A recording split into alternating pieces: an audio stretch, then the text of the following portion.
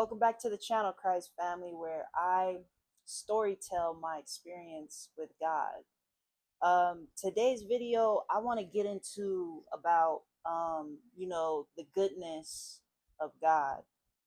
I put out in the last video my testimony. I was a little bit all over the place in certain areas of the video, just because it's a lot. It's a lot to tell. There's a lot of detail and things that I didn't get into. I just either mentioned or gave like little bit of detail. So I kind of want to give more detail and depth on just, what I talked about in my testimony, um, that has to do with, just God's goodness, um, through everything that I went through. Specifically, just going more in depth of the car accident itself and like the injuries that I endured and everything. And so, in that video, if you haven't watched it, go check it out. You probably won't understand too much of what I'm gonna say here, but in those videos, I you know gave my testimony and pretty much told just about my full story. Well, pretty much my full story. I'm just gonna do more in depth of things that happened with in my whole testimony. And so, um, as I said, I got in a car accident. The second car accident that I was in, it put me in the hospital, and I had injuries that caused short-term memory loss. I could have had bleeding in my temple. My entire spine, neck to hip, was sprained, and my shoulder blades were also sprained. My entire shoulder blades. I don't believe that in that last video that I also mentioned that a year within my recovery, I started having hip problems and found out that I had a 4 millimeter bulge disc in my hip. And so, because I had a lot of inflammation throughout my body was in shock for a couple years, really. Most of the time that it took me to, recover, it took about almost 4 years for me to recover from that, um, physically, and to just physically heal. And so, yeah, it was a long recovery. An injury to the spine. Just the spine takes a long time. Like there's no way to like speed up the process. Um, Not from anything that you're doing, because you know how you can have some injuries where if you do more reps of something, like let's say stretching, either more reps, more hours, you can kind of speed up the process of your healing and recovery time. Not with this, like there's just some injuries like you can't do that. And I think too, depending on your age too, because when you're younger, you heal faster. But yeah, so I had a 4 millimeter bulge disc in my hip. It's the last disc right before the tailbone. So it's that very last disc. I truly believe that God descended angels for protection so that the accident would not kill me, because the the speed that I saw this man coming at me, I I believe it should have been a lot more. The outcome should have been a lot more worse than what it was. And so when I was sitting at the stoplight, and like I told you guys, I was in a good mood and everything because the sales and stuff that I had made, and the night, and just how things were going good and everything as far as like on my entrepreneur journey and stuff like that. So um, while I was sitting at the red light, all of a sudden I got like an itch in my lower back. And so, I was sitting all the way back. But then I got an itch in my lower back. So I moved forward, like I had my hand on the wheel and I moved forward, to scratch. And then the light turned green, like pretty much right as I went to scratch, the light turned green. And and that's when, once I started accelerating, not going very fast, just 5 miles up to 8 miles per hour, I saw bright lights coming at me fast. And so then that's when I looked in my um, side mirror, didn't see anything, and then immediately looked in my rear, And that's when I saw that this car was like only this far away from me and was about to hit the crap out of me, which he did. And so as that was going on, I was bent like this, itching. I believe that there was an angel inside the vehicle and outside the vehicle so that the impact would not kill me. So the rear windshield was completely shattered. I've had some videos of what my car looked like after I got hit. And so the rear was the back was just pushed all the way in. Like if anyone would have been in the back seat, thank God nobody else was in the car with me, because they would have been dead for sure if they were in the back seat. And so my back windshield was completely shattered, and they say that that back windshield is stronger than the front windshield. So to for it to shatter, especially like completely shatter, you have to get hit pretty hard. And so when I look back after I got hit, um, so my head was the first thing I immediately grabbed. And so when I had looked back, I had, seen, I mean, one, all the airbags were deployed and stuff like that. But I could see that like where the speakers were in the back seat, it was like all crunched up. So I don't know if something from the speakers being crunched up, or if something shot through, like, I guess maybe not necessarily through the windshield, but because it was just such a impact of everything just being crunched up, like metal can kind of shoot through, or just from things breaking and being crunched up. I don't know what it was, but basically this is the driver head seat, and something shot through and went right, literally right underneath the head seat. And so while I'm sitting here scratching and I got hit, when I went forward and came back, that's what I hit my head on, and that's how I got my concussion. And so I had felt it, and it felt like a plastic metal mixture. That's how I got my concussion.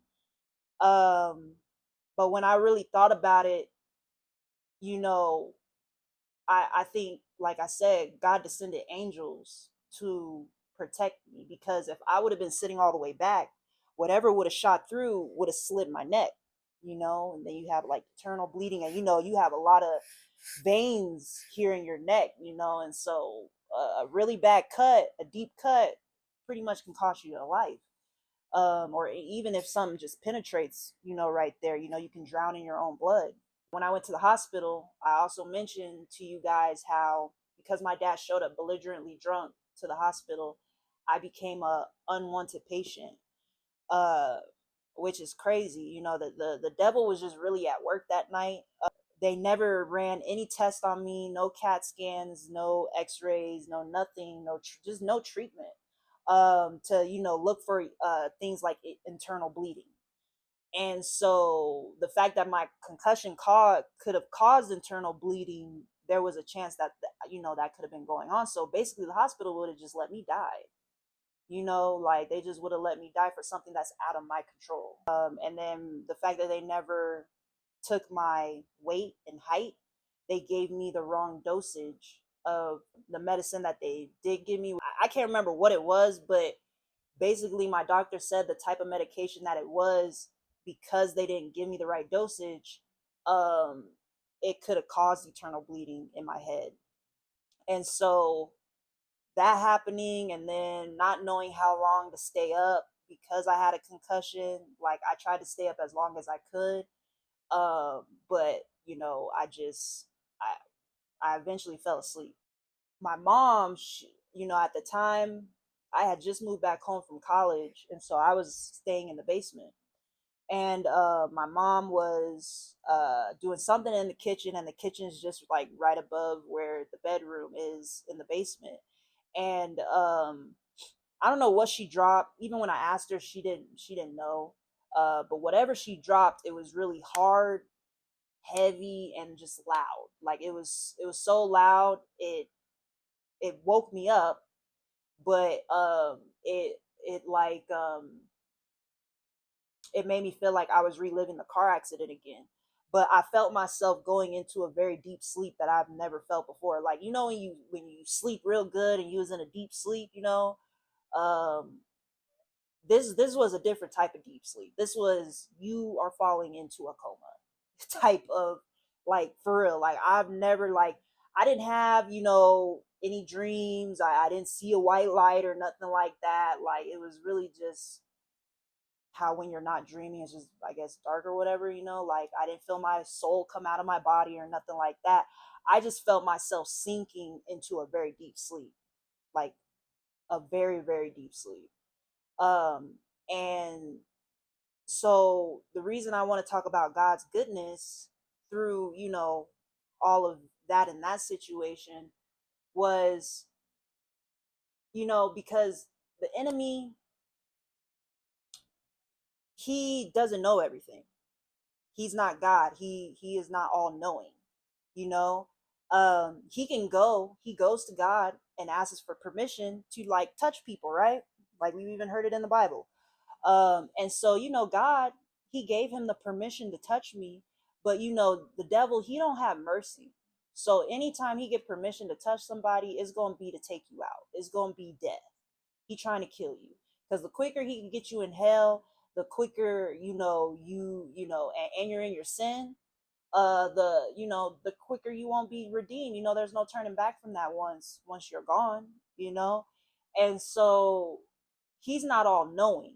And so what I learned and got from it was that because, you know, God does know everything and he's so smart, you know, he doesn't think the way that we think. He's way smarter, you know. He has a plan. He has a purpose. He has a reason for why he does things. He has a reason why he has mercy on who he chooses to have mercy on, which he tells us we're not to question. You know, I'm very thankful and glad that he had mercy on me the way that he did. Because if I would have died in my sin that night, I would have been in hell. You know, I even say that to my mom, you know, my family, and they look at me crazy. They're just like, you know, because they're on that false doctrine of once saved, always saved. You know, like, you you know, you don't have to live a life of holiness, you know, and stuff like that. You know, you just have to say a prayer, give your life to Christ one time, you know, one time, and that's it. Which, I mean, in a way, like, yeah, you give your life to Christ one time, but there's things you have to live holy, you know, like you can't live in your sin, you know. But anyway, not to get off topic, but yeah, so how God was looking at it, because like I said in my testimony, you know, God kept giving me warnings and, you know, trying to get me to stop doing the things that I was doing long before even the first car accident even happened. But I was very stubborn, didn't listen. And so he kept trying to get me, he kept trying to reach me. I wouldn't listen. And so because of my disobedience, God chose to go to the extreme and allow the extreme to happen to me in order to get my attention. The devil didn't know that. You know, the devil's just he going to, you know, God saying, you know, oh, they doing this, they in this sin, you know, like, you know, like, can I touch them? Let me touch, you know, like, you know, and eventually, I guess, you know, pretty much God was just like, okay, you can touch her, you know. But what the devil didn't know, that God gave him permission and allowed him to touch me, but he didn't allow him to take me out. You know, he's like, yeah, you could touch her, but you can't kill her. He obviously didn't tell, you know, him that, you know, because he was trying to kill me that night, all those different ways, you know, between the car accident and so, the doctor not, you know, giving treatment, giving me the wrong medication, me, you know, not knowing how long to stay up. I probably needed to stay up for at least 24 hours before going to bed. Um, you know, falling into a deep sleep that would have led to a coma. My mama dropping something, you know, to get me out of that, because, you know, God, he's seen that. He's like, okay, she falling into a real deep sleep. I need to cause her mama to get her to wake up. So she need to drop this, and that's gonna wake her up. because she fallen, and he just, he just through those things, God was just, he had mercy on me and was saying it's not her time. And another thing too that the enemy didn't know why God allowed him to touch me was God was just like, yeah, go on and touch her because that's gonna bring her right to me. I've been trying to get this girl to to heed her calling, to heed me calling her and getting her to stop doing the stuff. So go on and touch her because it's gonna bring her right to me. He didn't know that. Devil didn't know that. Because I'm sure if devil knew that, he wouldn't have touched me. He wouldn't, because he don't want people to get saved. That's his fear. That's his biggest fear, is being exposed that the devil's actually real, because that's the greatest lie he ever told, and then people getting saved. That he's terrified of that, and so I really thank God, you know, for having mercy on me, not just in me having life, but he let me keep my legs, because I had several, within those first like 3-4 months, um there were times, like I even mentioned in the last video, how like the first stage of me noticing that uh you know my legs are giving out, my left leg went completely numb. I had just gotten out the shower and I had to hop, the rest of the way into my room back to my bed to sit down.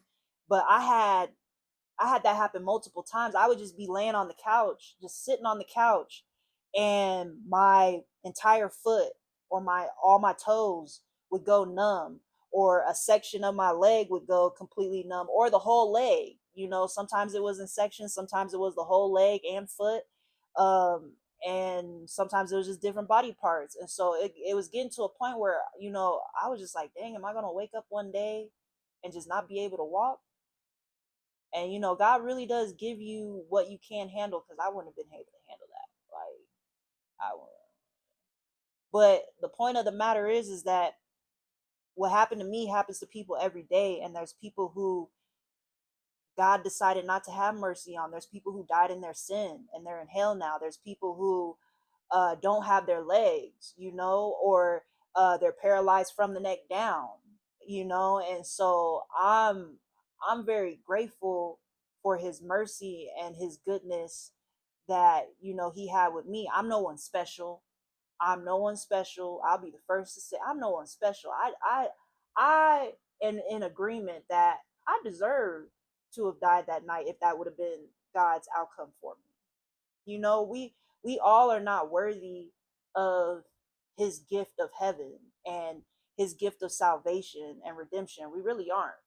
But because of his unconditional love, that is like a love unlike anything in this world, he gave his only son. He gave us an opportunity to choose him.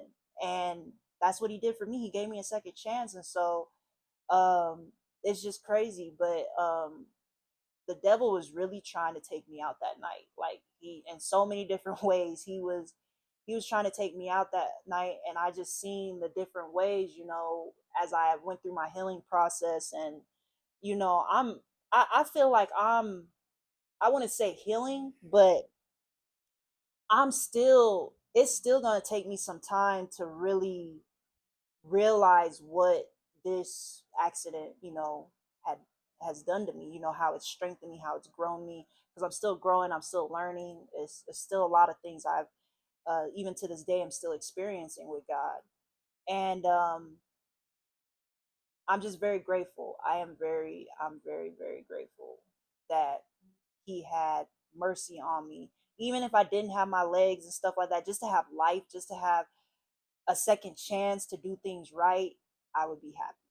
I'm just saying, for me not to have my legs, I couldn't handle that. Just the simple fact, I've been an athlete all my life. I like to work out, I like to do stuff, and I know that's other people's story, and they had that taken away from them.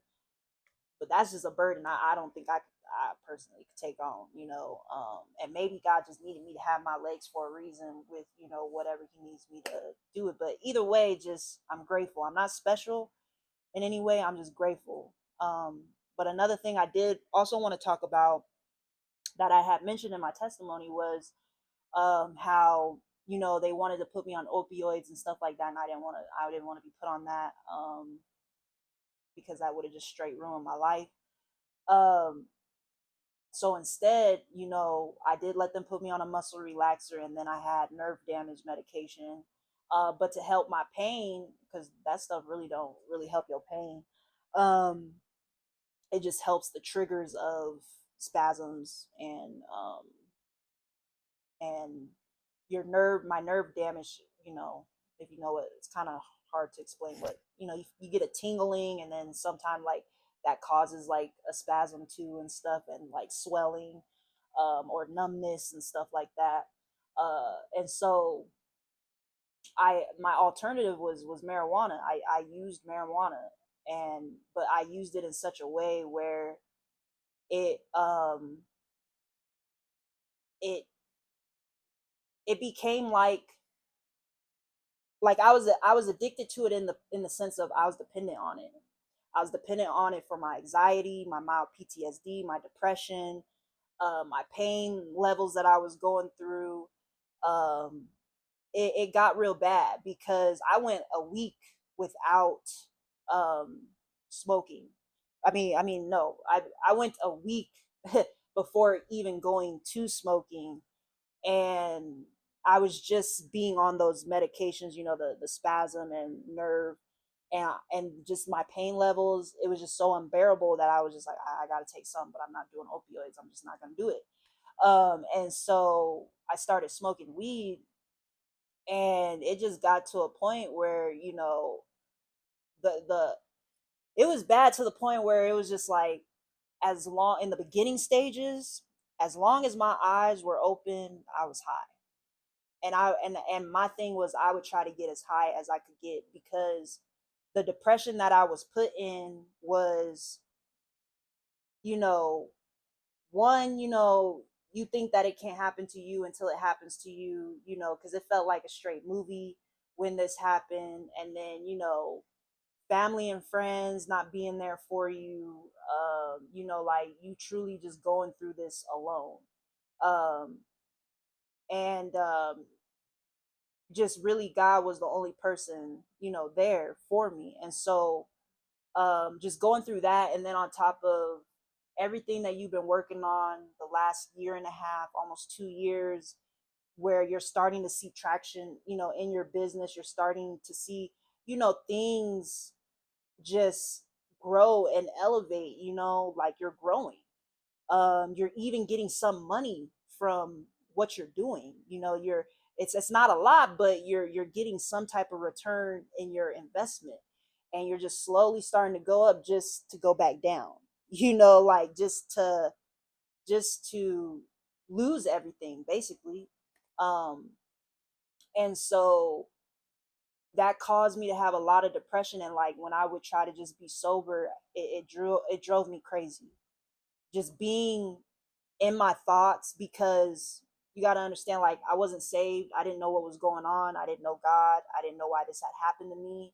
So I'm speaking from a place of how I felt when I was still in the world, not born again, where, you know, I was just like, it just really, like, being sober and thinking of all those things, between family, friends not being there for you, feeling alone. Because I've never been alone like that, you know, like I've never had nobody, you know, to feeling like I have nobody to go to, you know, no one's available for me, you know, type thing. Like the biggest person that was there for me, like to be able to talk to, was my grandma, you know.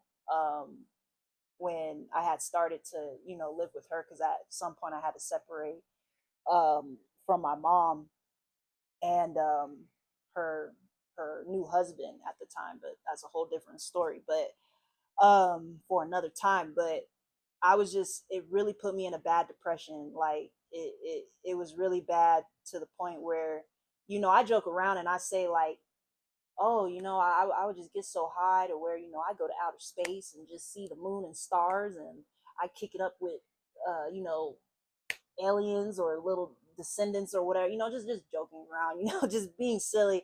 But like, yeah, I'd be like, that's how high I would get. Like, I'd get so high because um it was so bad where like I had to keep myself at a certain high level. Like I had to keep myself at 100, you know? So, I even if I drop down to 80, which let's say like, okay, you just smoked 30 minutes past, so you drop down to a 90, 80. I had to keep myself at 100. Like I literally had to keep myself at 100. So, um, I would just go smoke some more, because I basically didn't want to live in my reality. you know I did not want to live in my reality. I did not want to think about how my life is just crumbling, by the hour, by the day.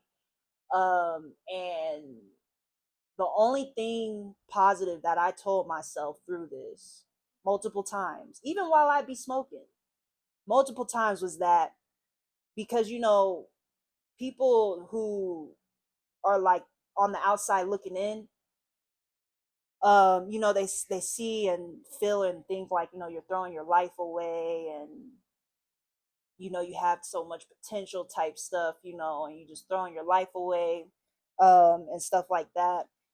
And don't get me wrong, sometimes when you're an outside person looking in, some of those things, yes, you can be right, but sometimes some of those things you don't know what you're talking about. Because the thing that I told myself all the time, even as I'm over here smoking, is that I'm not going to stay in this place. This is just my life for a season. And based on the pain and what I'm feeling, it's going to be a long season. Like, I don't know how long this season's going to be, but it's going to be long. I knew it was going to be a couple years recovery. I didn't know how long. I was just like, it's for a season, but I'm not going to let this weed, this marijuana take over me, take over my life. It's just my life for a season. Um, and that was the most positive, motivating thing that I would tell myself, because I knew other people that seen me and knew how I was and knew that I wasn't like that.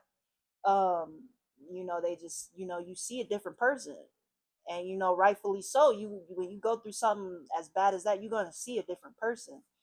And so I don't condone weed or anything. I don't, but I will say that if it wasn't for me smoking weed, and keeping my mind, like keeping myself out of my thoughts, of what was going on in my life, I truly believe I would have had thoughts of suicide. I never had thoughts of suicide or like feeling like, oh, I just wish it all would have ended that night. I never had those thoughts, but because of the way being sober, my thoughts would have drove me crazy because I didn't understand what was going on.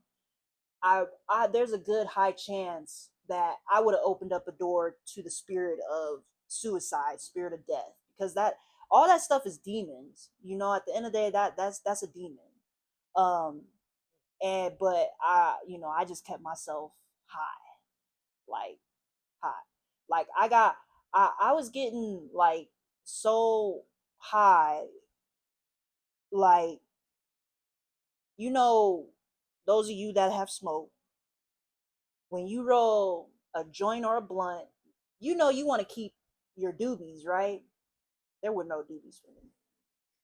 I was smoking it down to the brim, like literally, like to where it was gonna burn my finger. Like that like that's how bad it was. And when I did smoke with people, which was usually just like coworkers, um, and you have your little smoke session and stuff like that, because people want to keep their doobies, but I was smoking down to the brim, and then they'd be seeing that, and they'd be like, "Dang, like, like I wanted to keep my dude," especially if it was like their weed or whatever. But like that's just how I was, and I was just like, man, when you see someone smoke like that, they going through something, like and I was just like, yeah, I'm going through a lot. And it's like, yeah, I can see, I can see, um, and so yeah, like I'm just trying to give y'all just a perspective. Like, I'm not trying to condone my sin, or it's kind of honestly a situation where you have to laugh to keep from crying. you know, type of thing for real. Cause yeah, but it just became an addictive habit and everything like that.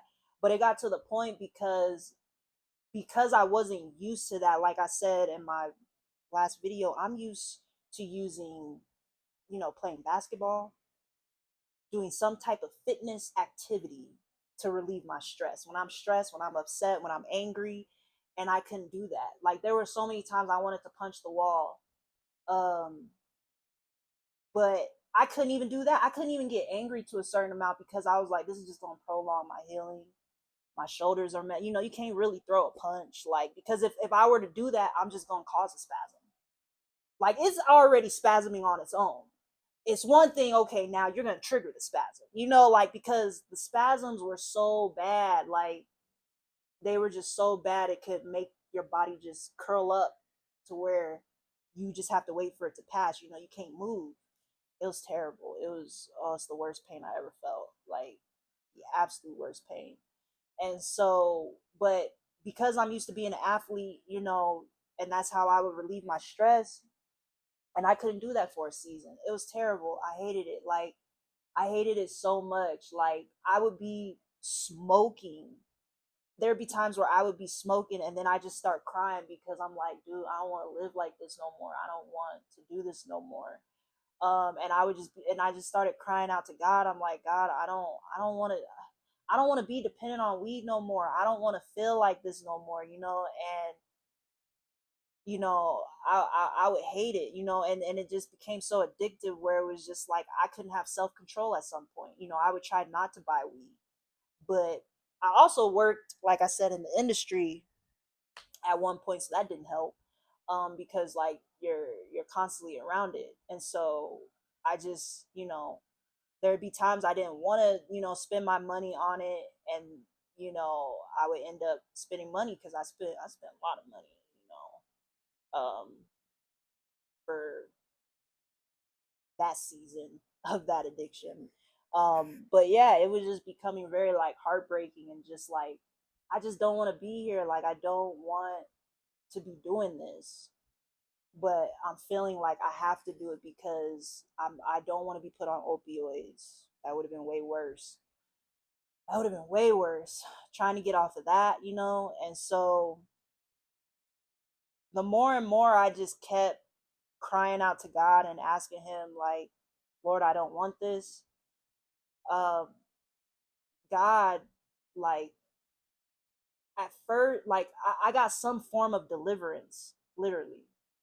Um, it was like the first time I went 3 months not smoking at all, not one day at all smoking.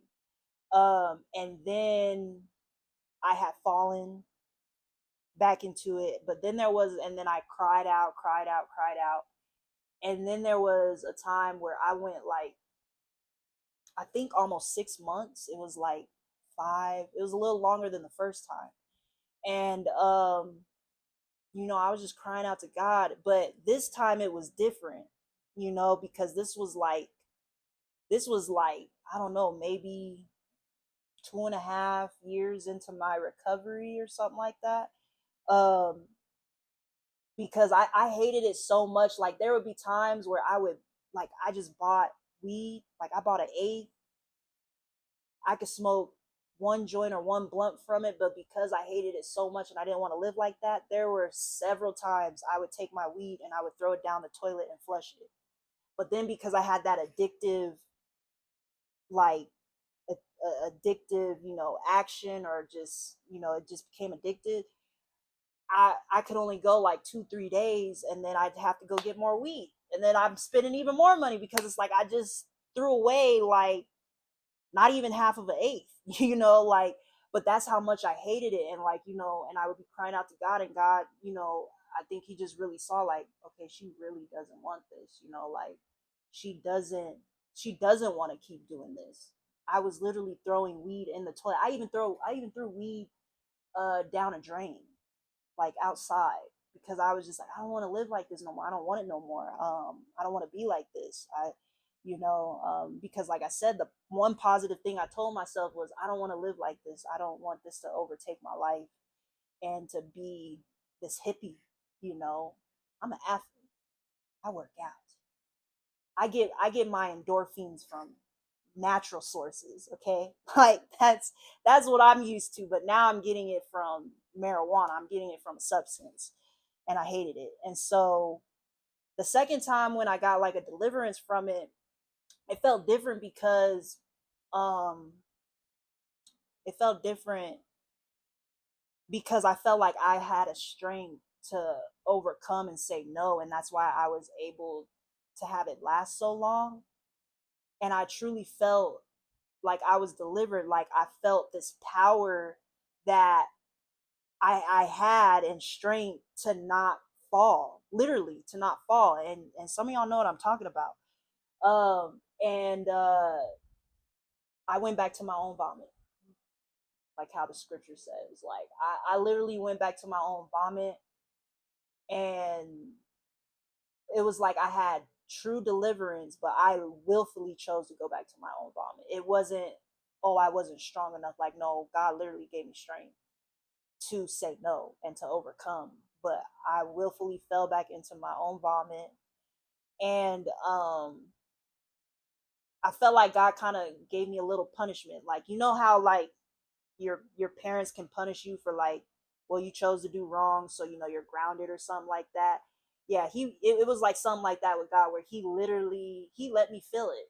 You know what I'm saying? And then I fell back, into that same routine, spending money, using marijuana, because there was a point where I even felt God where he was trying to get me out of that, where he didn't want me to be dependent on weed anymore. He wanted me to seek him, for not just that deliverance, but that healing, to depend on him for the healing of, my pain, and to get delivered from, anxiety, just to pray, to seek him, like, because through my recovery, he was showing himself. He was showing me his character. He was showing me, how he's a deliverer, how he's a healer, like he was showing me literally his character, the person that he says he is. And he didn't want me on drugs anymore, but I willfully went back to my vomit, and he let me sit in it. He let me sit in it for at least 6 8 months. Like that was my punishment, like, and I think it was even, when he says, when you get out of, you get delivered from your sin, and when you choose to reopen up that door, 7 more demons come in. It was probably even something like that too, because I wouldn't say I fell harder into it than ever before, but I definitely fell back into it hard, like doing it again, because it was already hard, like just the way I was smoking it and using it. And so as time went on and everything like that, I was going through it again, and then I'm crying out to God, asking him like to deliver me from it. And at this point, my body was feeling more and more healed. Physically, I was feeling more and more better to be able to do like more activities, because I was too, like, when I started feeling better, I would even pray and ask God, like, God, like, help me be able to do a push up, help me to be able to, just do the little physical things that I could do, and do them consistently, so I can wean myself off of this weed, because I don't want to live like this, And so I would have prayers that would take place like that. And so when it got to the point, this is like around 2020, yeah, 2020. um and I was still smoking weed, but it wasn't as, like, as bad. Like, I was slowly coming, like, out of like that routine where I wasn't using it as much or as hard, because my body was feeling better. And then I was still seeking God, getting closer to him, and he was still, doing the work and everything like that. And I had met this girl at a new job that I started, and she was the first girl I ever met that knew the same truth that I knew, and she only knew it because her mom, would preach it to her when she was growing up. Now she went her own way, of how she chose to, live her life. She didn't really too much choose to follow, the way that her mom was, trying to bring her up in with Christ. Like for a little bit, she did, like she would even try to tell people truth, but you know how that goes. Like when you like wake up and you see things, like you see how unreceptive or like non-receiving, people are, like of, hearing that, like they don't want to give their life to Christ, basically. Like they not trying to do that, and you're kind of being a party pooper or Debbie Downer, like when you talk about it or bring it up.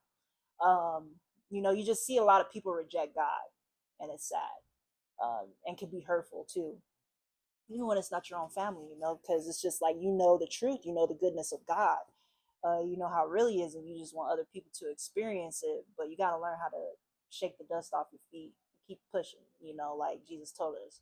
And so, yeah, so I had met her, and we both were, in the marijuana industry and stuff like that. And yeah, she was the first. So it was like a relief, meeting someone, because I had never met, I've seen people online and like the communities created online, but I never met anyone in person that was on that type of time, as far as like they knew truth. And so that was just a relief for me, to be able to, talk to somebody like that, because I really couldn't talk to my family, about it. And we would smoke together and stuff like that. We would talk about God and everything together, God's truth and stuff like that, because I was the first person that she also met, that knew truth, but she was kind of just, she didn't have, I was in the beginning, hyper stages of finding God, where like she had already had that back then. So like, because of, just what she went through, uh with that, like her desire for God just wasn't, like her hunger wasn't there, like her belief and stuff were still there, but like the hunger to like go after God again, it just wasn't there. And so at some point, God had to tell me to depart from her, because God knew in my heart and in my desire, and I knew for myself that I wanted him, I desired him. I was seeking him so heavily, and wanting to come out of, my sin, and, get to know him, and just get to know my situation, why, things happen to me. I had a real true hunger, which, and just fire, which I still have, and everything, thank God. And people see it. People can see like your passion and your love for God, like the way that you talk about him, the way that you speak, your energy, like people can see that. And it's weird, because some people would be making them mad, but yet they be Christians, you know what I'm saying? It's just like, I think it's because like maybe they feel convicted that they know they should be doing something, but they're not. But it's like, hey, I ain't, it ain't me convicting you of anything, it's the Holy Spirit. I'm just talking about my Lord and Savior, and I'm just passionate about it. But it be making some people mad, and I be noticing that. And everything. And I don't be talking deep or anything, I be talking like how I'm talking here, I just, when you get to know me, you hear my story, you can hear the passion and love that I have for Christ. And so anyway, but yeah, he had to tell me to depart from her, because and I was seeing more about how his scripture was true, about how, you can't really hang out with unevenly yoked people, meaning like you can't make unevenly yoked people your best friend. Like you could be around them, because like we live in a world just kind of surrounded by that. uh and but the whole like not eating at the table with, it's like basically you can't make them your best friend. Like you could talk to them, you're not better than them, you're not better than them in a way. But it's just the whole, like how his word says, bad company corrupts good manners, and so like, yeah, that's like a real thing. Because like God was pulling me out, he was re-delivering me from weed again, like slowly but surely. But when I would hang around this person, I would end up falling. Like I truly didn't want to smoke anymore. Like I literally didn't have a desire for it. And but when I would be around this person, I would fall. And so God was, he really had to separate me from them. And it wasn't even just for that. It was, because this person, um, they were also bi, and so they had two baby daddies, two kids by two different baby daddies, but she also liked girls. And so God had told me, because God, he'll snitch. Like, even if you don't know it, he'll snitch. Which, like, I kind of felt like a little bit of a, because she would be weird. Like, she'd be acting weird. Like even though I don't act like this as a female, because I'm a female and I've been around other females, I know how females can be. Like when it comes to how they will act when they don't get something, that goes their way. Like let's say basically this person was treating me as if I was their man type thing, even though like I'm a woman, I'm giving an example. Like, how like some women, if they think you they man, but really they're no title, and then they want to start acting weird because you're not doing or giving responses that they want, but it's like, well, we not together. There's never even been a conversation. And that's like how this person would do me sometimes. I'd be like, why are you being weird? You know what I'm saying? Like, why are you being weird? And it did cross my mind. I'm like, I know you bi, but like, we would always talk about God. Like, we would always talk about their truth, and like they knew I'm not like that. Like they knew, like, I mean, I'm even keeping myself away from men. Like, I'm not even out here in the streets trying to, do things with dudes. You know what I'm saying? Like, I'm keeping myself. So I'm just like, like they knew what I stood on. Basically is what I'm saying. And so, at one point, God was just like, he was like, his exact words was, um, he was telling me to separate from them, and just it was like one day, just randomly in my spirit, like he was just telling me that this person does not want him. They don't want Jesus right now. Like, even though we're always having these conversations about God, and we're like bonding and what I thought was like sisters in Christ type stuff, we could relate, we could have conversations about it, see people's each other's perspective, and get understanding, all that stuff, that that God was just like, oh, they don't want me, they want you. Like, they want you. I was like, oh. So, I just slowly exited. I slowly found an exit somehow. I just, it wasn't hard to do. You just don't really, you don't hit them up. You don't really talk to them, or when they hit you up, you keep it short. You don't really hang out. You just start slowly drifting away. But yeah, but I say all of that to say that before God, led me to the people, because I got baptized October of 2020. Um, before he led me to that people, he was already delivering me from stuff. Like, God can deliver you from things before you get baptized. God can do whatever he wants to do. He's God. Like, not everything has to be a step 1, 2, 3. You can get to those steps eventually, but it don't gotta be like, you could do step 4 before you did step 3. You know what I'm saying? Like, you'll eventually go to step 3, but because God can do whatever he want to do, he can do what he want to do. It don't mean you won't go through all the steps. You gonna go through all of them, but if he want to jump you up a step, he can do that. That's just the goodness of God. It's God is just so good, and that was my experience of his goodness. That's what I went through. Everybody's story is gonna be different in some kind of way. You can relate, um, but yeah, that's just the goodness of God, and just seeing his mercy on my life, his hand on my life, him not allowing the devil to take me out, him not allowing me, not allowing, because I chose to cry out, allowing the devil to, have control over my mind and feel like I have to be on this weed, and have this like addiction, and like as if things ain't ever gonna get better. So God is he's just so good. And God, he just wants you to experience him. And until you experience him, you ain't gonna know if his word is really true. Because I love how people like to be like, well, how do you know if what you're reading is even true? Like, and I was all like, well, you have to experience God, but in order to experience God, you're gonna have to give up some stuff. And when you experience him, you will experience if he's a man of his word, if he truly is who he says he is, that he's a man that doesn't lie. You know, that's how you're gonna know if his word is true. That's how you're gonna know if what you're reading or what you hear us other Christians say about him is true. And usually, when I say that to people, they ain't got nothing to say. They usually try to change the subject, you know, because that's the way you're gonna know from reading the word and then having your own experience with him to see is what I'm reading actually true. But yeah, y'all. So thanks for watching this video.